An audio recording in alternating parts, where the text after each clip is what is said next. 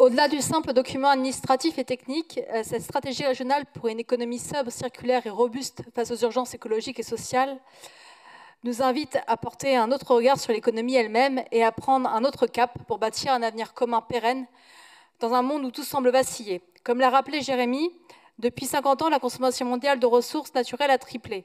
En France, chaque habitant mobilise plusieurs tonnes de matières par an, le tout dans un contexte de raréfaction et d'augmentation du coût des ressources, de dépendance à d'autres pays, dans un climat géopolitique instable. Et malgré cela, seuls 20% de ces matériaux sont recyclés ou réutilisés. Chaque année, 300 millions d'objets encore utilisables partent à la décharge ou à l'incinérateur. Ce modèle du tout jetable, du toujours plus, est devenu non seulement inefficace, mais aussi absurde face aux urgences écologiques, sociales et économiques. Face à cela, notre région ne reste pas spectatrice. Elle planifie et agit pour accélérer la transition de nos modèles économiques. Ce n'est pas un simple ajustement, c'est une bifurcation stratégique pensée sur le long terme. Une bifurcation qui nous permettra de créer de nouvelles activités non délocalisables, fondées sur la réparation, le réemploi, le recyclage et la coopération. Des emplois de proximité accessibles à toutes et à tous qui renforcent la solidité de l'économie, les solidarités et la résilience locale. Certains pourraient penser que de petits gestes individuels suffiront ou que le marché s'autorégulera. Mais l'ampleur du défi exige bien plus.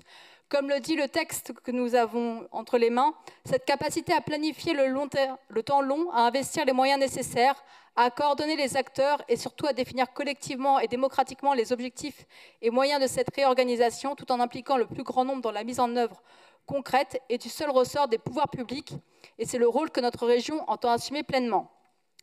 Au cœur de cette stratégie, il y a aussi une notion essentielle, celle de la sobriété, qui est parfois mal comprise, voire redoutée.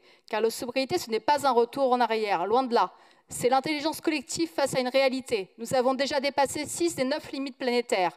Continuer comme avant, c'est foncer droit dans le mur avec le sourire. Nous devons organiser démocratiquement le partage des ressources et combattre collectivement le gaspillage.